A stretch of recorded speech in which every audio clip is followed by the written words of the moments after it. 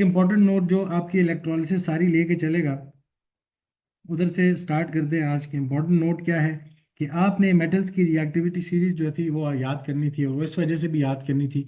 एक तो displacement reaction में बड़ी काम आती है, दूसरी अब इलेक्ट्रोलिसिस में उसकी बेसिस पे सारा काम होना। ठीक है ना। तो हमने वो मेटल की रिएक्टिविटी सीरीज याद की थी कि king Neptune likely can make all careless, इसमें कार्बन आ जाता है। Jealous fisherman to sell place haddock and cod for mainly silver and gold. For mainly से हमने mercury, silver is A G and gold is A U. ठीक है, ये पूरा जुमला आपने याद करना था ताकि आपको ये रिएक्टिविटी सीरीज जो है जरा याद रहे। King Neptune likely can make all careless jealous fisherman to sell place haddock in cod for mainly silver and gold. अच्छा, अब आपने एक बात याद रखनी है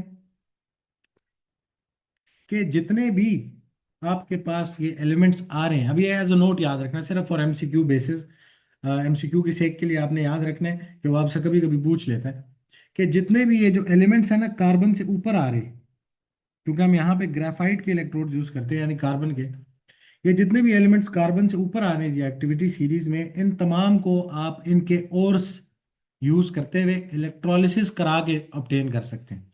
ठीक है ना। इनका जो भी इम्प्योर ओर है उसकी इलेक्ट्रोलिसिस के थ्रू आप इनको सेपरेट करके अपने पास एक्सट्रैक्ट कर सकते हैं, यानी एक्सट्रैक्शन में इलेक्ट्रोलिसिस यूज होती है इनकी, जो भी कार्बन से ऊपर है रिएक्टिविटी सीरीज में। ठीक है ना। तो हम इधर लिखेंगे जी all these metals, all these metals can be extracted. ठीक है, ये एक्सट्रैक्शन ऑफ मेटल के लिए बेसिकली आगे एक चैप्टर भी आएगा, वहां पे हम देखेंगे कि एल्यूमिनियम और जो आपके पास एल्यूमिनियम की जैसे एक्सट्रैक्शन है उसमें हम क्यों इलेक्ट्रोलिसिस वाला मेथड यूज करते हैं। ठीक है। जबकि जो आयरन वाली एक्सट्रैक्शन है उसमें क्यों हम वो फर्नेस वाला मेथड यूज करते हैं, इसी वजह से यूज करते हैं क्योंकि एल्यूमिनियम कार्बन से ओपन है रिएक्टिविटी सीरीज में, हम इसकी इलेक्ट्रोलिसिस के थ्रू एक्सट्रैक्शन कर सकते हैं। ठीक है। तो all these metals can be extracted by electrolysis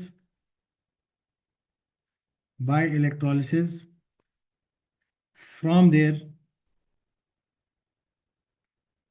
molten ores,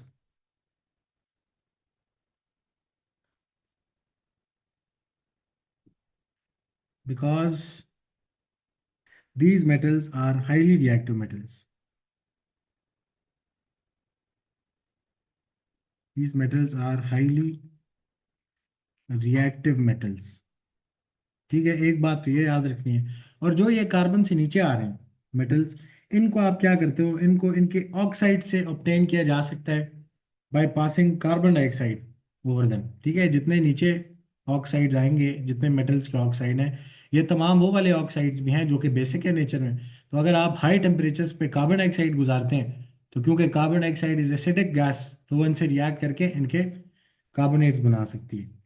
ठीक है ना। तो ये जो जितने मेटल्स नीचे आ रहे हैं, इसका कलर चेंज कर लेना चाहिए लेकिन चलो, all these metals below carbon can be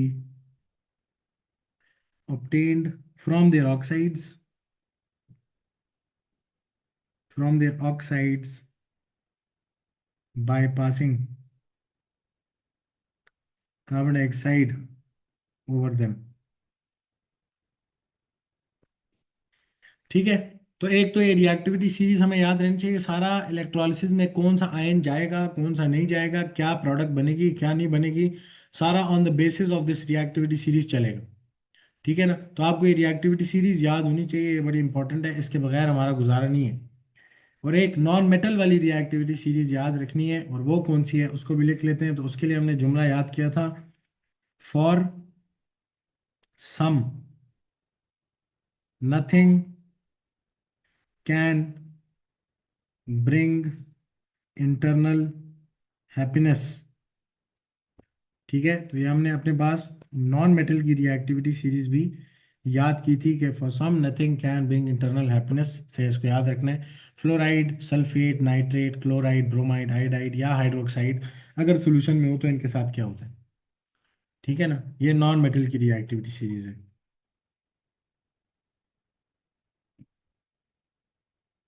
non metals reactivity series.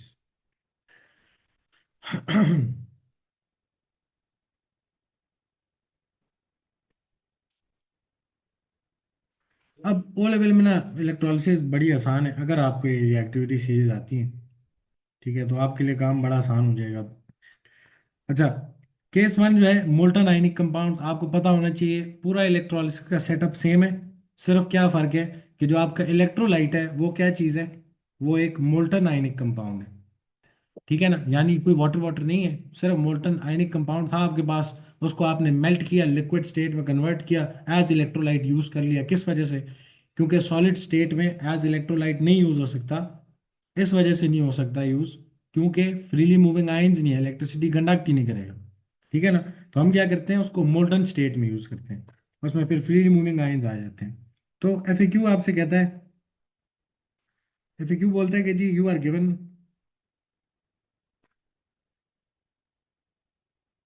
You are given, जरा ब्रेक डाउन करते हैं, आसान करते हैं सवाल को। You are given molten sodium chloride, इधर से स्टार्ट लेते हैं, molten sodium chloride as electrolyte, as the electrolyte, as the electrolyte in this experiment.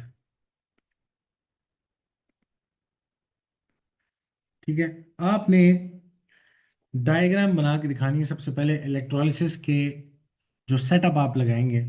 तो हम अपने पास ए पार्ट पहले जरा वो कर लेते हैं, कहते हैं draw the diagram, draw the diagram of the apparatus used to perform this electrolysis। अच्छा, अब जरा ना आपने साथ साथ बताना है मुझे, सबसे पहले तो हमें क्या चाहिए है, एक टब चाहिए ऐसे, या एक बीकर चाहिए। डायग्राम अगर बनानी है, उसमें सबसे पहले आपको क्या मोल्टन रिक्वायरमेंट, एक बीकर कंटेनर। कैसे में हो सकता है? जी, हाँ ठीक है, वो बात ठीक है, मोल्टन है तो सही है, सेरामिक का ले लेते हैं। ठीक है, बट एक कंटेनर चाहिए ना, जिसमें हमने क्या लिखना है, लेना है अपना, अपना इलेक्ट्रोलाइट लेना है, जो कि क्या है, एक मोल्टन आयनिक कंपाउंड है। तो इसमें हमने डालना है अपना इलेक्ट्रोलाइट, जो कि मोल्टन NaCl है, यानी NaCl लिक्विड यूज कर रहे हैं हम, ऐसे ही है। अब इसकी इलेक्ट्रोलिसिस करने के लिए और क्या क्या चाहिए, एक तो आपको दो क्या चाहिए, रॉड्स चाहिए, जो इलेक्ट्रिसिटी कंडक्ट करते हैं। और क्योंकि हम अभी सिर्फ और सिर्फ इनर्ट इलेक्ट्रोड्स वाली इलेक्ट्रोलिसिस पढ़ें, तो वो कौन से वाले दो रॉड यूज करेंगे आप, जो किस मटेरियल के बने हो, जो आपने इसमें डिप करने हैं, ग्रेफाइट के। ग्रेफाइट के आपने रॉड यूज करने हैं। ठीक है, तो हमारे पास ग्रेफाइट यानी कार्बन सॉलिड का है, ये जो इलेक्ट्रोड है वो हम यूज करेंगे। ठीक है, ये दोनों हमारे क्या हैं, इनको हम क्या बोलते हैं, इलेक्ट्रोड्स बोलते हैं। सर सवाल है।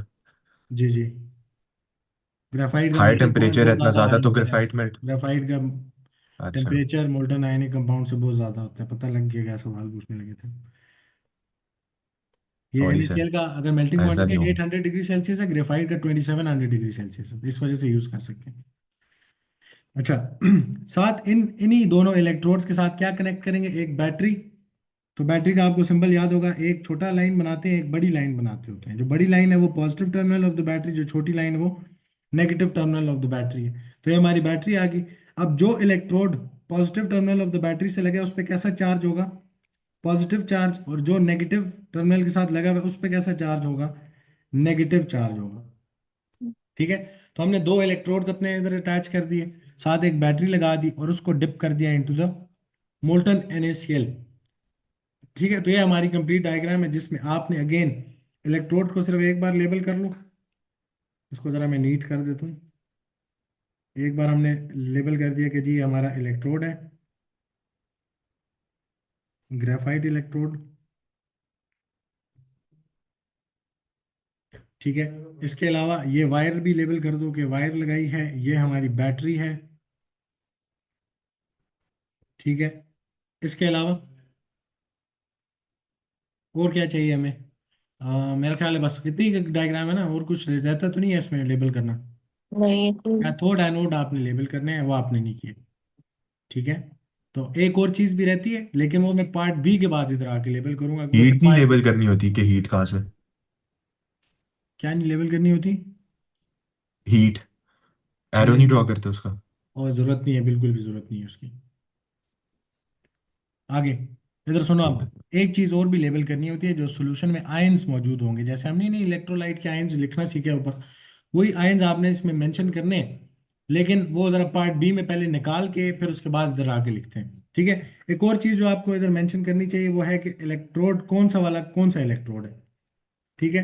तो हमारे पास एक जो है उसको हम कहते हैं कैथोड। अब इन दोनों में से मुझे बताना कैथोड कौन है। कैथोड कौन सा वाला नेगेटिव इलेक्ट्रोड वाला। होता है जो किसको अट्रैक्ट करता है? कैटाइन को। क्योंकि पैटर्न। कैटाइन पे पॉजिटिव चार्ज है, तो कैथोड पे कैसा होना चाहिए? नेगेटिव चार्ज होना चाहिए। तो ये हमारा कैथोड है, और ये हमारा एनोड है। फिर ये एनाइन को अट्रैक्ट करेगा अपनी तरफ। पार्ट बी की तरफ जाते हैं। पार्ट बी में वो आपसे पूछता है, पार्ट बी में वो आपसे कहता है जी कि write down the ions present in the electrolyte. जी, write down the ions present in the electrolyte. तो मुझे बताओ जरा, इलेक्ट्रोलाइट क्या था हमारा? NaCl liquid. अब मुझे बताना कि अगर मोल्टन आयनिक कंपाउंड हो तो इसमें कौन कौन से आयंस होंगे। एक इसमें Na1 Na1 प्लस प्लस। वाला आयन होगा, जिसकी स्टेट क्या होगी? Liquid, not aqueous. लिक्विड। और क्या होगा इसके अंदर? दूसरा ion Cl Cl1 negative, minus. वो भी लिक्विड फॉर्म में। क्या इधर H प्लस वाटर वाला और OH माइनस होगा वाटर वाला? नहीं। नहीं होगा। किस नहीं। वजह से नहीं होगा? क्योंकि इसमें आपने मेल्ट किया हुआ है, कोई पानी इसमें इंट्रोड्यूस नहीं कराया आपने। ठीक है ना। तो ये लिक्विड स्टेट में ये दो आयंस हैं जो आपके पास इलेक्ट्रोलाइट के अंदर पड़े हुए हैं। अब डायग्राम कंप्लीट करने के लिए आपने सिंपली जाके Na1 प्लस और Cl नेगेटिव, ये दो आयंस हैं जो इसके अंदर पड़े हुए हैं। बेशक अगर लिक्विड का स्टेट सिंबल डालना चाहते हो तो वो भी डाल दो साथ। ठीक है ना। अब आगे मुझे बताना जरा। अब मैं आपको बड़ा सिंपल सा तरीका बताता हूँ कि आपने अगर फॉर एग्जांपल देखना है कि क्या प्रोडक्ट बन सकती है, क्या नहीं बन सकती, तो उसके लिए आपने क्या सोचना है और किस तरह सोचना है। ठीक है ना। तो बड़ा आराम से हम प्रोडक्ट्स बना लेंगे। आयन सिर्फ देखना है और उसका प्रोडक्ट बन जाया करेगा। कहता है write the half equation for the reaction taking place at the cathode. तो सी पार्ट लिखते हैं। कहता है जी write down the half equation for the reaction taking place at the cathode.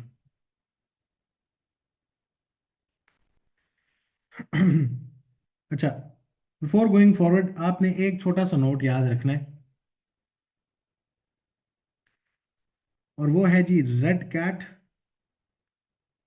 And an ox. ठीक है। रेड कैट और an ox से याद रखेंगे कि जब भी कोई आयन कैथोड पे जाएगा उसके साथ क्या प्रोसेस होगी? रिडक्शन। रिडक्शन का प्रोसेस होगा। ठीक है। वो रिड्यूस होगा, यानी वो इलेक्ट्रॉन्स को क्या करेगा? रिक से, याद रखा हुआ हमने, ऑयल रिक से इलेक्ट्रॉन्स को गेन करेगा। जब भी कोई आयन एनोड पे जाएगा उसके साथ क्या होगा? ऑक्सीडेशन होगी। तो ऑक्सीडेशन। ये नोट आपने याद रखना है कि रिडक्शन एट कैथोड होती है, और ऑक्सीडेशन एनोड पे जाके होती है। ठीक है। और अगर इनको फर्दर थोड़ा सा याद करें हम, तो हमने रीडॉक्स के चैप्टर में पढ़ा था ऑयल रिग के, जो आपकी ऑक्सीडेशन है वो कैसा प्रोसेस है? Loss loss of of electrons. Electron oxidation होती है, और गेन ऑफ इलेक्ट्रॉन किसको कहते हैं? रिडक्शन कहते हैं। यानी रिडक्शन, कैथोड पे जाके जो भी आयन जा रहे हैं, स्पीशीज जा रही है कैथोड पे, उसने रिड्यूस होना है, यानी इलेक्ट्रॉन्स को क्या करना है? गेन करना है। ऐसे ही है। और जो ऑक्सीडेशन है, यानी जो भी स्पीशी आपके पास एनोड पे जा रही है उसके साथ एनॉक्स से याद रखेंगे कि ऑक्सीडेशन हो रही है। और ऑक्सीडेशन का मतलब क्या है?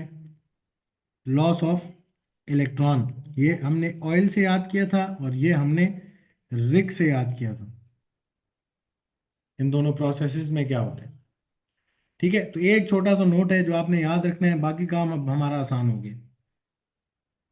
अब वो आपसे कह रहे हैं कि write down the half equation for the reaction taking place at the cathode. Cathode पे कौन सा रिएक्शन होता है? रेड कैट से याद रखना है, रिडक्शन होगी। और कैथोड पे कौन सा वाला आयन जाएगा इन दोनों में से?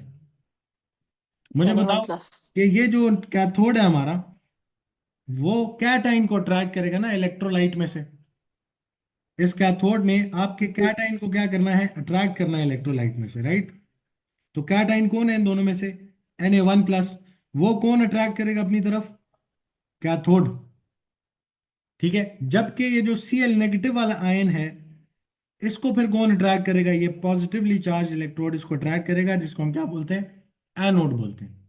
अब इधर एक बड़ी सिंपल सी बात समझ लो, जब भी कोई आयन आपके पास इलेक्ट्रोड पे जाएगा, उसने हमेशा किस में कन्वर्ट होना है?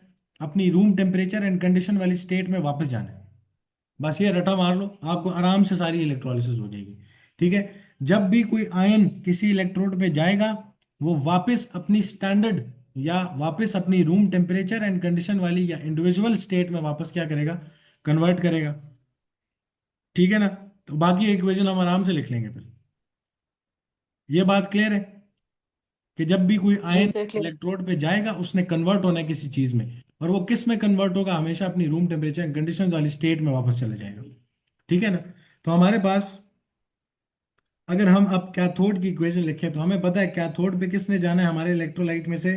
इस कैटाइन ने जाना है कैथोड पे, और इस एनाइन ने जाना है एट दी एनोड। तो एनोड को तो बाद में डील करते हैं, पहले जरा कैथोड के साथ मुझे बताना जरा। हाफ इक्वेशन लिखने लगे अब, तो हम लिखेंगे जी reaction at cathode. Reaction at cathode. Cathode पे कौन गया? Na1+ liquid sodium. स्टेट में कैथोड पे गया, और ये अपनी रूम टेम्परेचर एंड कंडीशंस पे किस स्टेट में होता है? सॉलिड। Na सॉलिड की स्टेट में होता है ना। और ऑक्सीडेशन नंबर क्या होती है? 0। रूम टेम्परेचर एंड कंडीशंस वाली स्टेट में इसने क्या करना है? कन्वर्ट होना है। तो ये आप पहले इस तरह करके अपने पास बना लोगे। थोड़ा सा गैप देना एरो में, क्योंकि अभी हमें एक और चीज ऐड करनी है। अब आगे आपने क्या सोचना है कि भाई कैटाइन था, कैथोड पे चला गया। कैथोड पे रेड कैट से याद रखेंगे कि कैथोड पे क्या होती है? रिडक्शन होती है। तो इसका मतलब है कि Na की रिडक्शन होनी है, और उसने किस में चले जाने? Na सॉलिड ने सॉलिड में चले जाने। रिडक्शन जो है वो गेन ऑफ इलेक्ट्रॉन है। यानी ये जो Na1+ है, ये कैथोड पे जाएगा और क्या करेगा? इलेक्ट्रॉन गेन करेगा, और किस में चला जाएगा? Na सॉलिड में वापस। ऐसी है। अब मुझे बताओ, इसको कितने इलेक्ट्रॉन्स गेन करने पड़ेंगे कि वापस ऑक्सीडेशन नंबर 0 हो जाए इसकी? 1+ थी ना। एक इलेक्ट्रॉन। एक इलेक्ट्रॉन लूज किया हुआ था। 1+ ऑक्सीडेशन स्टेट थी इसकी। और इसको वापस 0 में जाने के लिए क्या करना पड़ेगा? एक इलेक्ट्रॉन गेन करना पड़ेगा। और वो हमेशा हम रिडक्शन में इलेक्ट्रॉन्स या जो गेन्ड इलेक्ट्रॉन्स, उनको किस साइड पे दिखाते हैं? रीडॉक्स में पढ़ा हमने, रिएक्टेंट साइड पे दिखाते हैं कि भाई ये ऐड हो रहा है इसमें। ठीक है, जबकि जो लॉस्ट इलेक्ट्रॉन्स होते हैं वो हम प्रोडक्ट साइड पे दिखाते हैं कि ये लूज हुआ है साथ साथ। ठीक है ना? तो हमारे पास Na1+ ने Na सॉलिड में जाना था। अब हमें पता लगा यार Na1+ से Na सॉलिड में जाने के लिए इसको एक इलेक्ट्रॉन दोबारा गेन करना पड़ेगा। तो ये ओवरऑल कैसा रिएक्शन लिख दिया हमने? ये आपने रिडक्शन की हाफ इक्वेशन लिख दी है। ठीक है, कैथोड पे रिडक्शन होती थी, और रिडक्शन की ये हाफ इक्वेशन बनती है कि एक काम तो ये हो रहा है। ठीक है ना? हाँ भाई, ये तो इतनी बात क्लियर आई है, समझ आई है क्या किया मैंने? जी सर आ गई। अच्छा। जी सर। आगे आपसे कहता है, तो ये हमने उसकी हाफ इक्वेशन लिख दी, उसको फर्स्ट पार्ट का आंसर, सॉरी सी पार्ट का। नेक्स्ट क्या करना है आपने? सेकंड पार्ट में आपसे बताया right down the half equation. Right down the half equation for the reaction, for the reaction taking place at the anode. ठीक है, एनोड पे क्या हो रहा है? अब आपने दोबारा सोचना है, एनोड पे तो कौन सा आयन जाएगा? एनाइन। एनाइन हमारे इलेक्ट्रोलाइट में कौन है? Chloride ion. तो हमें पता लग गया यार क्लोराइड से कोई रिएक्शन होने। ठीक है। तो पहला काम हमने लिखा जाके कि भाई Cl नेगेटिव जाएगा, और मुझे बताना कि क्लोराइड जब अपनी रूम टेम्परेचर एंड कंडीशंस में जाएगा तो वो किस स्टेट में एग्जिस्ट करता है? Cl2 गैस में। यस। सीधा सीधा Cl0 के फॉर्म में एग्जिस्ट नहीं करता। क्लोरीन जो है this exist as a diatomic molecule या डायटोमिक गैस। तो वो किस तरह आपको मिलेगा? एज Cl2 गैस मिलेगा। ठीक है। अब हमने क्या करना है? अब हमने डिसाइड करना है कि भाई इधर एनोड पे होता क्या है। एनोड पे क्या होता है? एनोड पे आपके पास होती है क्या चीज? एनॉक्स से याद रखना है। एनोड पे होती है ऑक्सीडेशन, और ऑक्सीडेशन ऑयल से याद रखते हैं लॉस ऑफ इलेक्ट्रॉन है। और लॉस ऑफ इलेक्ट्रॉन में इलेक्ट्रॉन आप किस साइड पे दिखाते हैं अपनी इक्वेशन में? राइट हैंड साइड पे एज प्रोडक्ट दिखाते हैं कि ये भी साथ साथ लूज हुए। ठीक है। तो मुझे बताओ Cl0 जब, सॉरी Cl1 जब Cl0 में जाएगा तो इसने इलेक्ट्रॉन लूज किए। कितने इलेक्ट्रॉन्स लूज करने पड़ेंगे एक क्लोराइड को? एक इलेक्ट्रॉन। एक इलेक्ट्रॉन लूज करना पड़ेगा। ऐसी है। 1 - से जब 0 में गया, इसका मतलब है वो जो एक इलेक्ट्रॉन गेन किया हुआ था, 1 - का मतलब है वो उसने वापस क्या किया? रिलीज किया। लेकिन ये इक्वेशन जो आपने लिखी है ना, ये बैलेंस्ड इक्वेशन नहीं है। ठीक है। तो हमने इधर एक इलेक्ट्रॉन इसको रिलीज करा दिया। Cl नेगेटिव जब Cl0 में जाएगा एक इलेक्ट्रॉन लूज करेगा, यानी ऑक्सीडेशन होगी उसकी। लेकिन ये इक्वेशन बैलेंस्ड नहीं है। आपके पास राइट साइड पे दो क्लोरीन्स हैं, तो लेफ्ट साइड पे भी क्लोराइड कितने होने चाहिए? दो होने चाहिए। अगर दो क्लोराइड्स हैं, एक ने एक इलेक्ट्रॉन लूज किया था, तो दो ने कितने करने हैं? दो इलेक्ट्रॉन्स लूज करने हैं। तो टोटल राइट साइड पे कितने इलेक्ट्रॉन्स आ जाएंगे? टू इलेक्ट्रॉन्स आ जाएंगे। ठीक है। तो हमारे पास दो Cl नेगेटिव दो इलेक्ट्रॉन्स लूज करेंगे, ऑक्सीडेशन होगी, और Cl2 गैस की फॉर्म में क्या हो जाएंगे? कलेक्ट हो जाएंगे। ठीक है ना, अपनी रूम टेम्परेचर एंड कंडीशंस वाली स्टेट में वापस चले जाएंगे। तो ये हमारे पास कौन सी इक्वेशन बन गई हमारी? एनोड की हाफ इक्वेशन है ये। ठीक है। This is the reaction at anode. Reaction at anode. अब हमने क्या करना है नेक्स्ट? कहते हैं right down the overall equation for this electrolysis. तो अब जरा सोचो, ओवरऑल इक्वेशन से उसके क्या मुराद होगी? आपने एक हाफ इक्वेशन बनाई है रिडक्शन की, जो कि कैथोड पे हो रही है। एक हाफ इक्वेशन बनाई है आपने ऑक्सीडेशन की। जब इन दोनों इक्वेशंस को कंबाइन करते हैं तो एक ओवरऑल इक्वेशन कौन सा रिएक्शन कहलाती है? रीडॉक्स इक्वेशन लिखेंगे। रीडॉक्स रिएक्शन कहलाती है। और जब भी आप इलेक्ट्रोलिसिस कर रहे होते हैं तो रीडॉक्स रिएक्शन ही चल रहा होता है वहां पे। ठीक है ना? अच्छा, तो हमारे पास डी पार्ट हो गया था। ई पार्ट पे आते हैं। ई पार्ट में कहते हैं right down the overall equation या रिएक्शन फॉर दिस इलेक्ट्रोलिसिस। तो आपने क्या करना है? आपने अपनी दोनों हाफ इक्वेशन सबसे पहले अपने पास उठा के लिख लेनी है।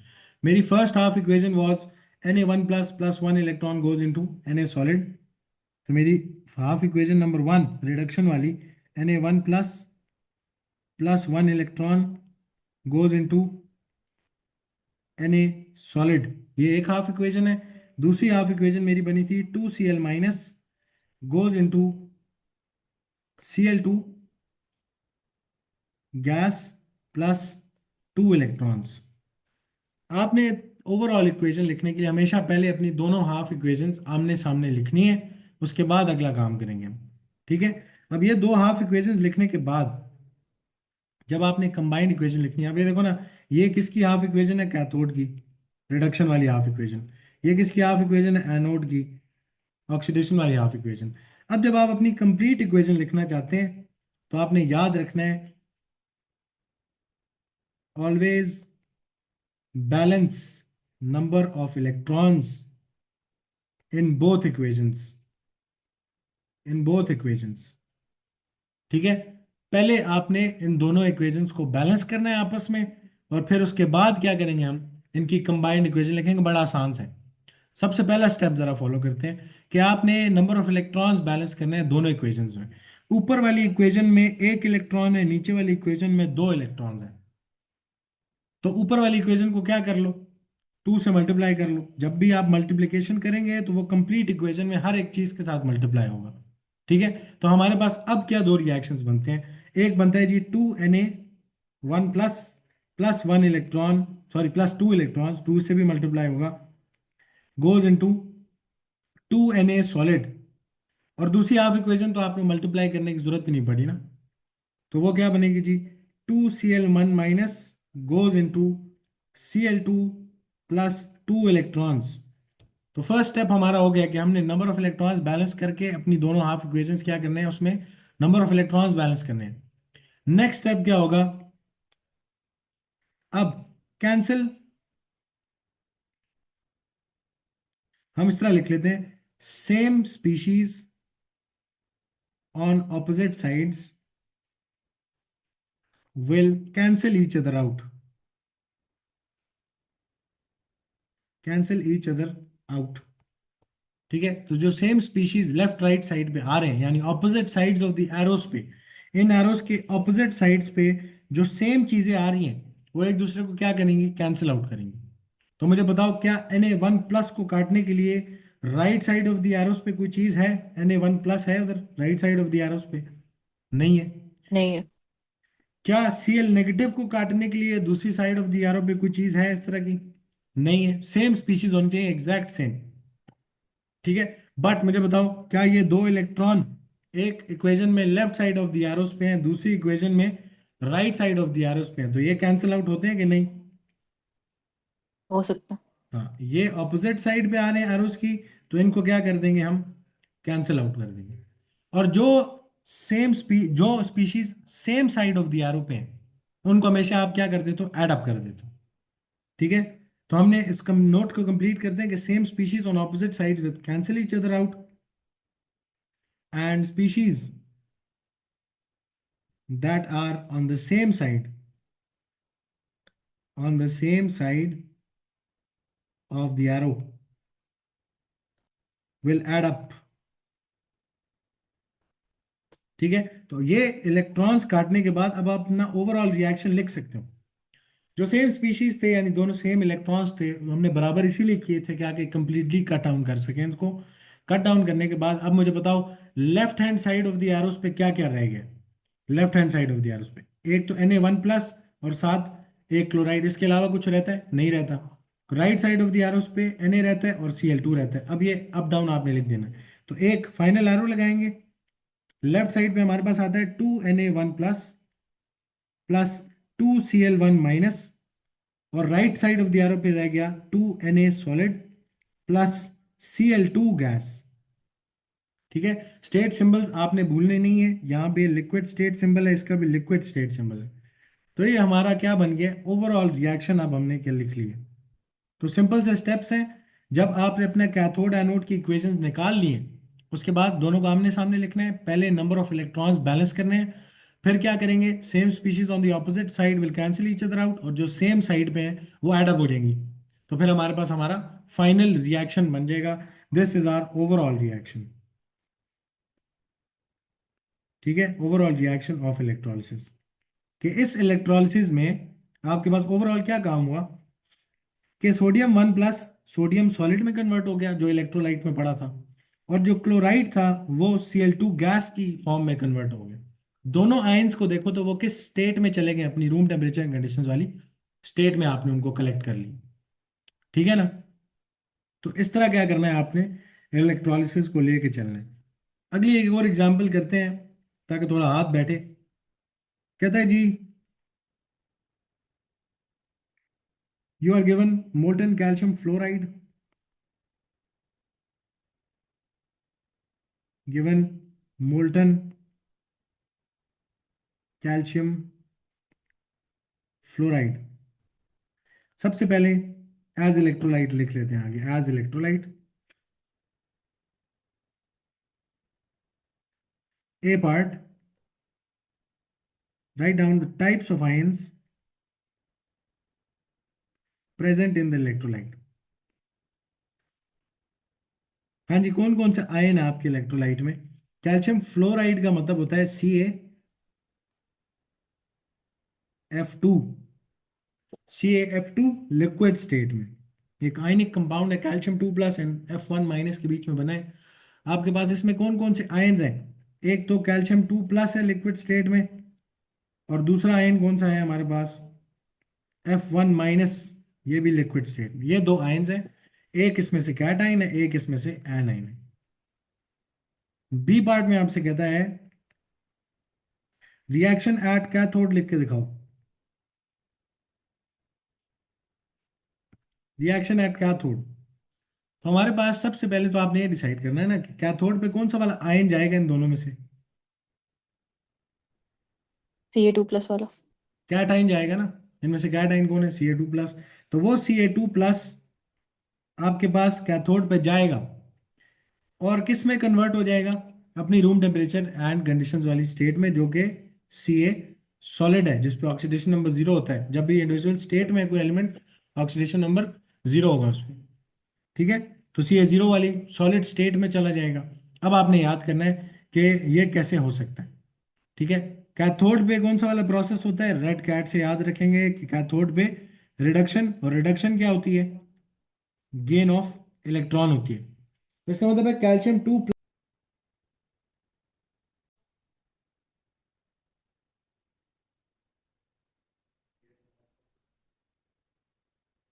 जी, आवाज आ रही है? जी आ जी रही है। सर। अच्छा, तो कैल्शियम 2+ ने क्या करना है? कैल्शियम सॉलिड में जाना है, 0 ऑक्सीडेशन में वापस। ठीक है, और एज कैल्शियम सॉलिड ये कैथोड पे डिपॉजिट होता है। ठीक है ना? तो कैथोड पे जाके इसके साथ क्या हो रहा है? रिडक्शन हो रही है, यानी गेन ऑफ इलेक्ट्रॉन करना है इसने। और अब हमने सिर्फ क्या करना है कि 2+ ऑक्सीडेशन से 0 में जाने के लिए आपको कितने इलेक्ट्रॉन्स गेन करने हैं, कितने इलेक्ट्रॉन्स ऐड कराने पड़ेंगे इसमें? तो 2 इलेक्ट्रॉन्स। तो लेफ्ट साइड पे क्या लिखेंगे? +2 इलेक्ट्रॉन्स। तो ये हमारी कंप्लीट हाफ इक्वेशन बन गई है फॉर कैथोड। ठीक है, ये कैथोड की हाफ इक्वेशन आ गई। नेक्स्ट वो कहता है जी रिएक्शन एट एनोड, लिख के दिखाओ। Reaction at anode.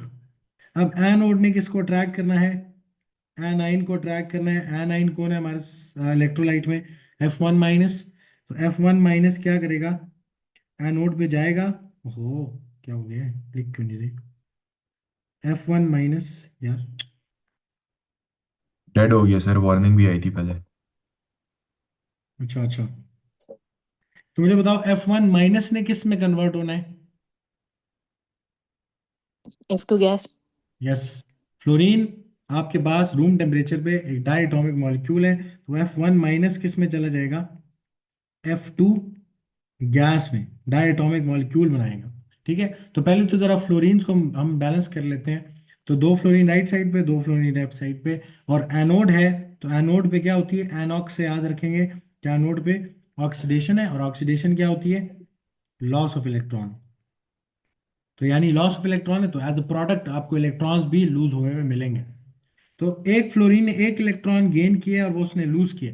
2 फ्लोरीन कितने इलेक्ट्रॉन्स लूज करेंगे? तो 2 इलेक्ट्रॉन इन्होंने साथ साथ क्या करना है? लूज भी करना है। ठीक है, F1- से 0 में गया। 1- का मतलब है एक इलेक्ट्रॉन गेन किया होता है, 0 का मतलब है वो भी लूज कर दिया। ठीक है, तो 2 फ्लोराइड्स जब 2 इलेक्ट्रॉन्स लूज करेंगे तो हम उसको एज 2 इलेक्ट्रॉन्स राइट साइड पे दिखाएंगे। तो हमारे पास ये क्या आ गई? हमारी एनोड की इक्वेशन आ गई, कंप्लीट एनोड की इक्वेशन। नेक्स्ट काम क्या करना है आपने? तो वो कहता है right down the overall equation. Right down the overall equation. Overall equation लिखने का तरीका क्या है? पहले दोनों हाफ इक्वेशंस आपने अपने सामने लिखनी है। Calcium 2+ +2 electron goes into calcium solid, एक हाफ इक्वेशन। दूसरी half equation 2F1- goes into F2 gas +2 electrons. अब मुझे बताओ यहाँ पे पहला, तो सबसे पहला स्टेप क्या होता है कि आपने क्या बैलेंस करना है? हाँ जी, कि हमने नंबर ऑफ इलेक्ट्रॉन्स दोनों इक्वेशंस में क्या करने होते हैं? बैलेंस। ये ऑलरेडी बैलेंस्ड है ना, ये स्टेप हो गया। नेक्स्ट काम क्या करना होता है? जो same species on opposite sides of the arrows हैं उनको क्या कर दो? कैंसिल आउट कर दो ओवरऑल इक्वेशन लिखते हुए। तो ये इलेक्ट्रॉन इस इलेक्ट्रॉन से क्या हो जाएंगे? कट जाएंगे। इसके अलावा कोई चीज कटती है? कटिंग होती है और किसी नहीं। चीज? नहीं होती। अगर कोई सेम स्पीशी आ जाते तो उनको भी कटिंग करते हैं हम। ठीक है ना? तो अभी नहीं आ रहे, तो सिर्फ इलेक्ट्रॉन से काट दिए। अब सिर्फ क्या करना है? एक फाइनल एरो लगेगा कंबाइंड इक्वेशन के लिए। लेफ्ट साइड पे calcium 2+ plus 2F1 minus, right side पे कैल्शियम सॉलिड और F2 गैस। अब फाइनली सिर्फ जो आपके स्टेट सिंबल्स हैं उनको कंप्लीट कर दो, तो पूरी कंप्लीट इक्वेशन हमने लिख ली है। F1 माइनस भी लिक्विड आयन है और ये भी एक लिक्विड स्टेट में आयन है। तो ये हमारी ओवरऑल इक्वेशन हमने बना दी है। ठीक है, ये हमारा ओवरऑल इक्वेशन है। यानी इस इलेक्ट्रोलिसिस में इलेक्ट्रोलाइट में पड़ा हुआ कैल्शियम 2+ कैथोड पे जाके एज कैल्शियम सॉलिड डिपॉजिट हो जाता है। F1 माइनस जो है एनोड पे जाता है और वहां पे गैस बबल्स निकलते हैं ऑफ F2 गैस। ठीक है। ठीक है सर। जी सर। नेक्स्ट है जी हमारे पास aluminium oxide as electrolyte. Aluminium oxide जो है आपके पास वो एज इलेक्ट्रोलाइट अब उसने दिया है। यार एक तो ना ये बड़ा गलत हो जाता है, कभी कभी जल्दी खत्म हो जाती है इसकी चार्जिंग।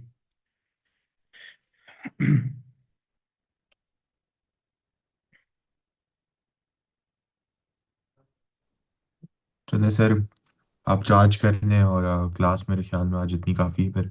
नहीं नहीं, इतनी काफ़ी नहीं है। आज ये मोल्टन वाला केस जो है हम इसको एंड करेंगे, सबसे इजी केस है पूरे इलेक्ट्रोलिसिस में। ठीक है, राइट। सिर्फ इक्वेशंस बनानी आनी चाहिए, बाकी तो आपको बता दिए कि अब करना किस तरह इसको। नेक्स्ट हमारे पास है जी, वो कहता है you are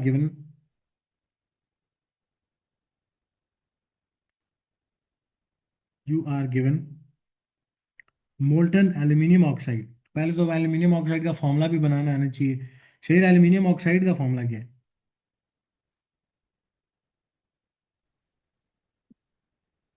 you are given aluminium oxide as electrolyte.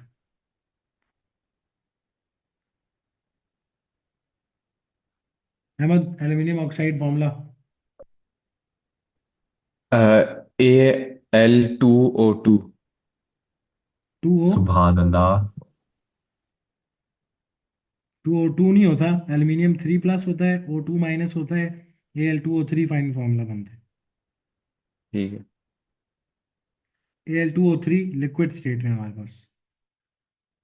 ठीक है, तो Al2O3 लिक्विड स्टेट में एल्यूमिनियम ऑक्साइड आपके पास पड़ा हुआ है। वो आपसे सबसे पहला सवाल वही पूछेगा, types of ions present in electrolyte.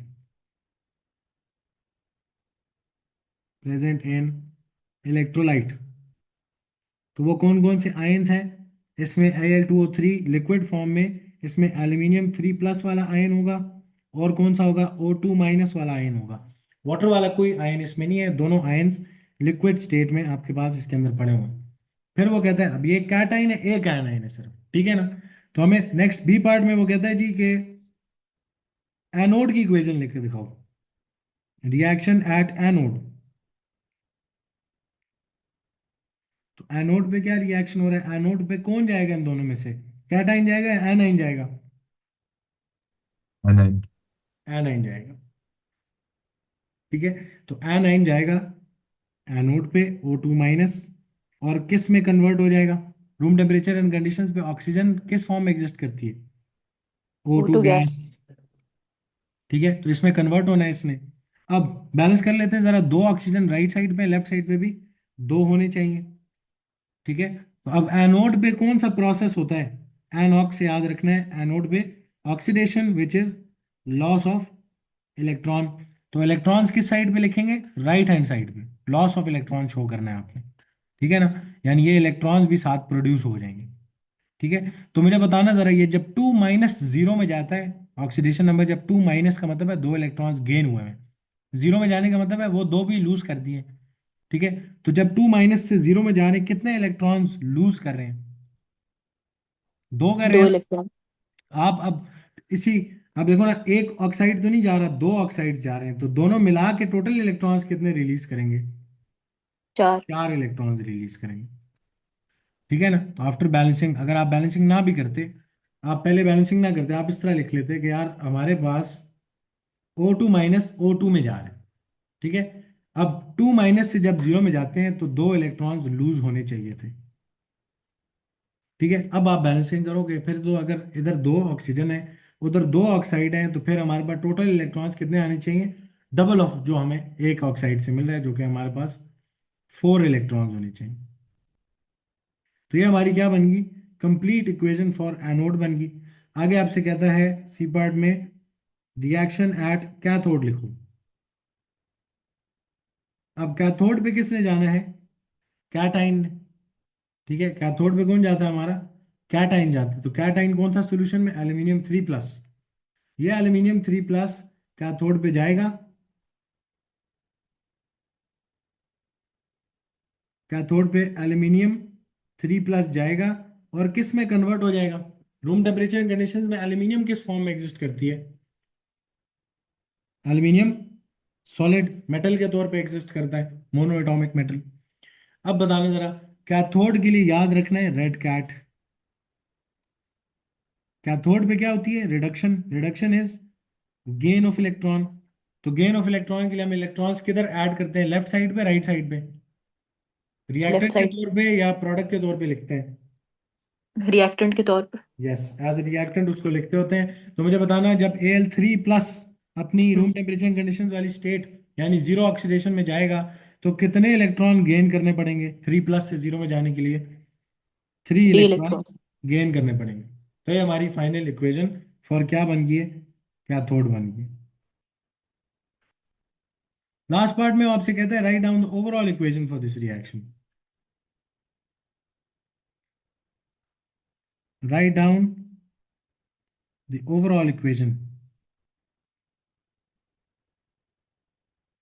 Overall equation कैसे लिखते हैं जी? पहले आप उठा के अपनी दोनों हाफ इक्वेशन लिखोगे। एक बनती है 2O2- goes into O2 gas plus 4 electrons. एक हाफ इक्वेशन ये है। ठीक है, दूसरी हाफ इक्वेशन क्या बनती है हमारी? Aluminium 3+ plus 3 electrons goes into aluminium solid. अब मुझे बताना, सबसे पहला स्टेप क्या होता है इसमें?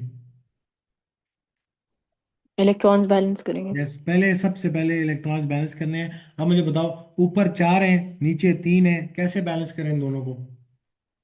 कोई दोनों का कॉमन मल्टीपल नहीं मिल रहा ना हमें। ठीक है, यानी अब दोनों इक्वेशंस को किसी ना किसी चीज से मल्टीप्लाई करना पड़ेगा।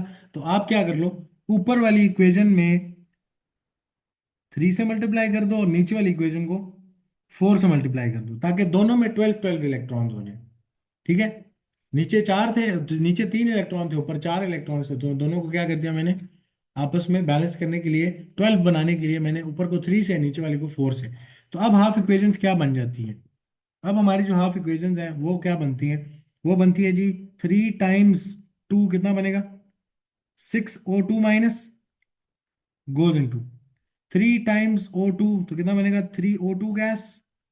और 3 टाइम्स 4, ये सारों के साथ मल्टीप्लाई होगा जो बाहर नंबर है, लेफ्ट साइड पे भी राइट साइड पे भी।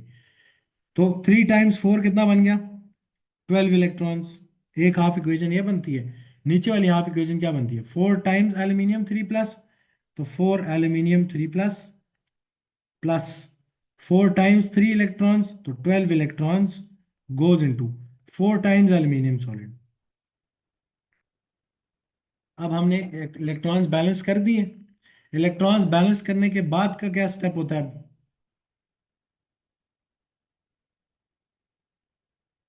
यस, अगला स्टेप क्या है हमारा?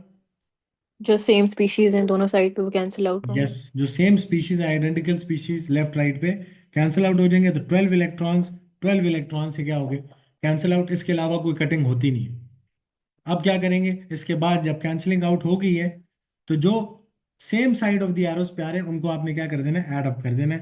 तो हमारे पास ये फाइनल एरो आ गया। Left side of the arrow पे क्या आना चाहिए? एक तो 6O2- लिक्विड स्टेट में, प्लस 4 एल्यूमिनियम 3+ लिक्विड स्टेट में, और right side of the arrow पे 3O2 गैस, और साथ क्या आएगा? 4 एल्यूमिनियम सॉलिड। ठीक है ना? तो हमारे पास ये आ गया हमारी ओवरऑल इक्वेशन।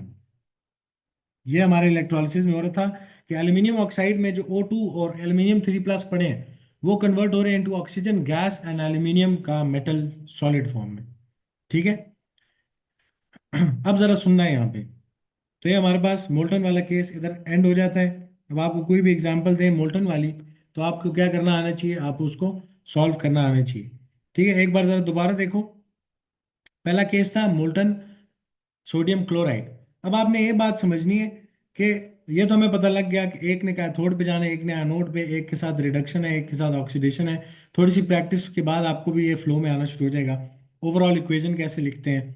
अब ना ऑब्जर्वेशंस मैंने अभी तक नहीं कराई। ऑब्जर्वेशन जो है वो भी आपको लिखनी आनी चाहिए।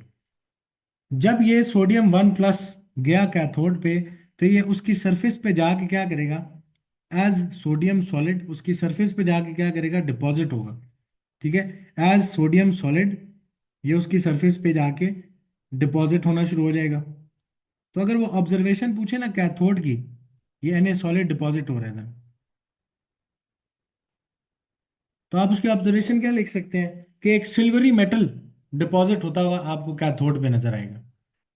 ठीक है ना, क्योंकि एक मेटल है ना, शाइनी सरफेस होती है उसकी। तो जब मेटल के एटम्स जाके उस पर डिपॉजिट होंगे, तो आप लिख सकते हैं कि जी सिल्वरी मेटल आपके पास उसके ऊपर डिपॉजिट होता हुआ नजर आएगा। जबकि जो क्लोरीन है, क्लोराइड आयन था, वो एनोड पे जाके वो Cl2 गैस की फॉर्म में कन्वर्ट हो रहा था। तो यहाँ पे आपको गैस बबल्स, और Cl2 का कलर कैसा था, येलोइश ग्रीन। यस, तो हम उसको बोलेंगे जी येलोइश ग्रीन गैस बबल्स आपको नजर आएंगे ऑफ क्लोरीन। ठीक है, इस ऑब्जर्वेशन से भी हमें पता लगेगा कि क्लोरीन प्रोड्यूस हुई है वहां पर। ठीक है ना, तो ये ऑब्जर्वेशन हमें लिखनी आनी चाहिए।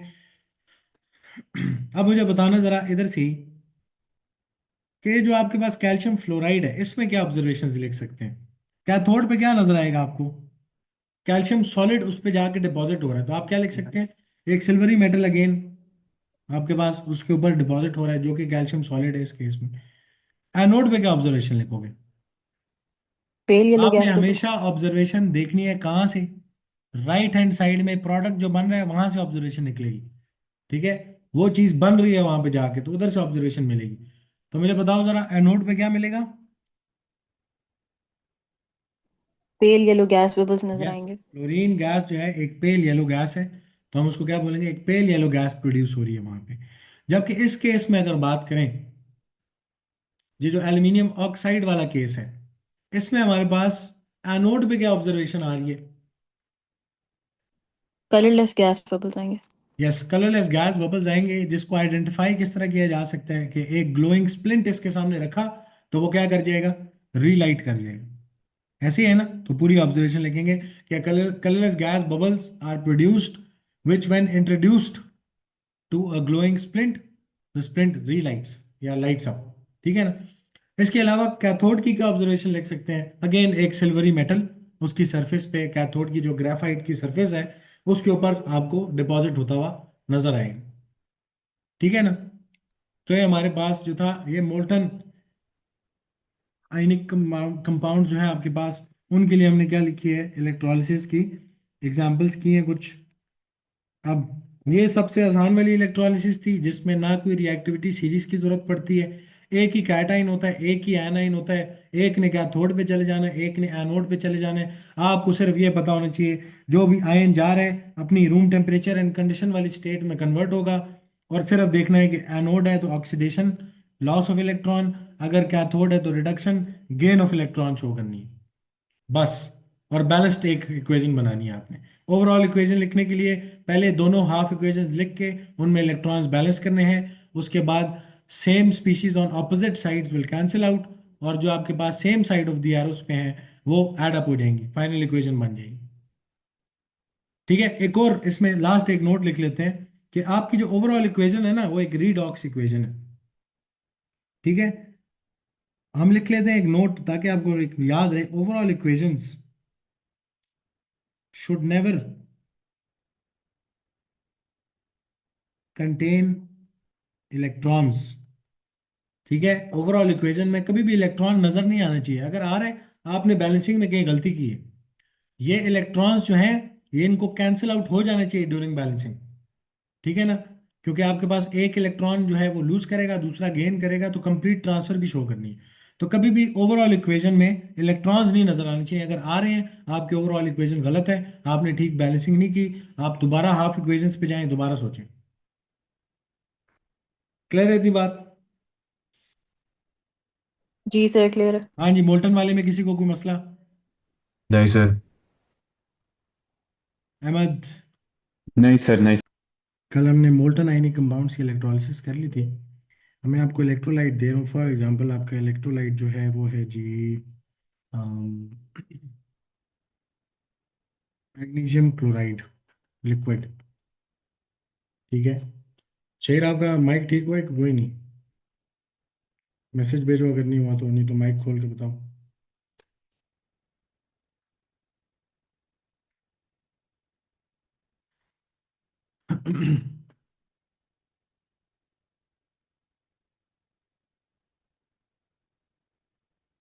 हाँ, ये जल्द से जल्द अपना ये नया माइक लो ताकि मुझे आवाज़ आए। अच्छा, MgCl2 लिक्विड, आपने सबसे पहले बताना है आपके पास टाइप्स ऑफ आयंस कौन कौन से हैं इसमें। ये आपने बताना है, मैं नहीं बताऊंगा। यस। Mg2+ है और Cl1- है। Mg2+ और Cl1- दोनों की स्टेट सिंबल क्या होगी? लिक्विड होगी। लिक्विड होगी। अगला आपसे वो बोलता है जी, अब ये मोल्टन आयनिक कंपाउंड्स है, तो इसका मतलब है सॉल्यूशन में एक ही कैटायन है, एक ही आनायन है। ठीक है, एक ने एनोड पे चले जाना है, एक ने कैथोड पे चले जाना है। तो हमारे पास जो रिएक्शन होगा एट कैथोड, तो मुझे बताओ इनमें से कौन सा आयन है जो कैथोड पे जाएगा? Mg2+। हाँ, कैटायन जाता है कैथोड पे और वो Mg2+ है। Mg2+ जब कैथोड पे जाएगा तो वो किस चीज़ में कन्वर्ट होगा? Mg सॉलिड में। जी, Mg solid room temperature and conditions में जीरो ऑक्सीडेशन स्टेट वाली जो भी उसकी फॉर्म है उसमें वापस कन्वर्ट हो जाएगा। अच्छा, अब हमने सोचना है कि क्या ये इलेक्ट्रॉन्स गेन करके इसमें जाएगा, क्या इलेक्ट्रॉन्स लूज करके जाएगा। तो उसके लिए हिंट कहाँ से मिलती है कि कैथोड के लिए हमने क्या याद किया है? Red cat. यानी कैथोड पे क्या प्रोसेस होती है? रिडक्शन। और रिडक्शन क्या होता है?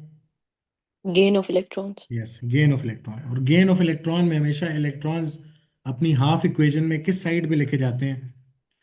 Reactant side. रिएक्टेंट साइड पे। तो मुझे बताना है कि अगर Mg2+ Mg0 अपनी रूम टेम्परेचर एंड ऑक्सीडेशन वाली स्टेट में चला गया, तो उसने कितने इलेक्ट्रॉन्स 2+ से 0 में जाने के लिए गेन किए होंगे? 2 इलेक्ट्रॉन्स। दो इलेक्ट्रॉन्स। तो आपने दो इलेक्ट्रॉन्स लेफ्ट साइड पे मेंशन करने हैं। ये हमारी कंप्लीट हाफ इक्वेशन बन गई फॉर हमारा कैथोड। इसी तरह reaction at anode. Reaction at anode क्या होगा हमारे पास? एनोड जो है वो कौन से आयन को अट्रैक्ट करता है? एनायन को। एनाइन। और हमारे इलेक्ट्रोलाइट में एनाइन कौन है? Chloride ion. ऐसे, तो ये क्लोराइड आयन जब आपके कैथोड पे जाएगा, सॉरी एनोड पे जाएगा, तो इसने किस में कन्वर्ट होना है? Cl2 गैस में। क्लोरीन जीरो में कन्वर्ट होना है। लेकिन क्लोरीन एज सिंगल एटम नहीं एग्जिस्ट करता जीरो ऑक्सीडेशन स्टेट में, as a diatomic gas exist करता है। ऐसे, तो अब हमने देखना है कि एनोड है, तो एनोड के लिए क्या लफ्ज याद किया है? एनॉक्स। एनॉक्स। यानी एनोड पे क्या होता है? ऑक्सीडेशन। और ऑक्सीडेशन क्या होती है? Loss of electrons. Loss of electron. अपनी हाफ इक्वेशन में हम किस साइड पे शो करते हैं कि इलेक्ट्रॉन्स भी प्रोड्यूस हुए हैं, यानी एज अ प्रोडक्ट शो करते हैं उसको। अच्छा, तो हमारे पास एक क्लोराइड जब 1- से 0 में जाएगा, कितने इलेक्ट्रॉन्स लिखेंगे? एक इलेक्ट्रॉन। लेकिन बैलेंसिंग करनी पड़ेगी इस इक्वेशन की। अगर इधर दो क्लोरीन्स हैं तो लेफ्ट साइड पे भी दो होने चाहिए। और अगर दो क्लोराइड्स इलेक्ट्रॉन्स रिलीज करते हैं तो टोटल कितने इलेक्ट्रॉन्स रिलीज होंगे? दो इलेक्ट्रॉन्स दो रिलीज। इलेक्ट्रॉन्स। तो हमारे पास यहाँ पे क्या बन गई? हमारी फाइनल इक्वेशन फॉर एनोड बन गई। अब हमने लिखना है जी अपना ओवरऑल रिएक्शन। ओवरऑल रिएक्शन हमारा कैसे लिखते हैं हम? पहला स्टेप, दोनों इक्वेशंस को सामने लिख यस, लेंगे। दोनों हाफ इक्वेशन जो आपने बनाई है उनको उठा के सामने लिखना है। First half equation is Mg2+ plus 2 electrons goes into Mg solid. दूसरी हाफ इक्वेशन है 2Cl negative goes into Cl2 gas plus 2 electrons. अच्छा, सेकंड स्टेप क्या होता है इसके बाद? पहले बिफोर एनी कैंसलिंग आउट आपने क्या इंश्योर करना है कि क्या चीज़ बैलेंस्ड हो? Electrons balanced. Number of electrons balance होने चाहिए। बैलेंस्ड है, 2 इलेक्ट्रॉन नीचे 2 इलेक्ट्रॉन ऊपर, हो गया। हाँ जी, नेक्स्ट स्टेप क्या बैलेंस्ड। है? कॉमन स्पीशीज जो opposite sides of the arrows पे आ रहे हैं उनको क्या कर दो, आपस में काट दो। Cancel out. और बाकी सब कुछ जो same side of the arrow पे उनको क्या करेंगे, फाइनली लिख लेंगे। तो हमारे पास Mg2+ liquid plus 2Cl minus liquid goes into Mg solid right side पे, और एक ये राइट साइड पे प्लस Cl2 गैस। तो ये हमारी क्या बन गई, ओवरऑल इक्वेशन बन गई। अब अगर मैं इधर से थोड़ा सा रिवर्स वापस जाऊं और मैं आपसे बोलूं कि मुझे बताएं कैथोड पे क्या ऑब्जर्वेशन मिलेगी, तो ऑब्जर्वेशन हमेशा किसको देख के बताई जाती है? Product को. प्रोडक्ट को देख के बताई जाती है। तो यहाँ पे कैथोड पे क्या ऑब्जर्वेशन नजर आ रही होगी कि एक सिल्वरी मेटल हमें डिपॉजिट होता हुआ नजर आएगा, deposited on surface of cathode. और अगर हम एनोड की बात करें तो एनोड में क्या ऑब्जर्वेशन नजर आएगी? Yellowish green gas bubbles are seen. Yes, yellowish green gas bubbles of Cl2 gas are seen. ठीक है ना? तो ये हमारे पास था मोल्टन आयनिक कंपाउंड्स वाली इलेक्ट्रोलिसिस, जो कि रिलेटिवली सबसे आसान इलेक्ट्रोलिसिस होती है हमारे लिए। अब जो नेक्स्ट वाली हम करेंगे ना, वो थोड़ी सी मुश्किल है, लेकिन मुश्किल इस सेंस में है कि अगर आपको सिर्फ एक तो दो बातें याद रखनी है, ठीक है, एक रिएक्टिविटी सीरीज और एक नोट लिखवाऊंगा, वो याद रखना था। अगर वो याद हो गया तो सेम टू सेम जिस तरह इधर इक्वेशंस बनाई उधर भी बनानी है, सिर्फ वहां पे फर्क ये होगा कि एक्स्ट्रा आयंस होंगे सोल्यूशन में वाटर वाले, बाकी एग्जैक्ट सेम तरीका है, कोई फर्क नहीं है उसमें।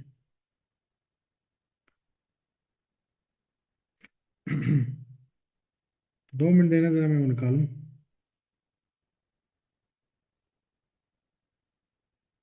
ठीक है, अच्छा।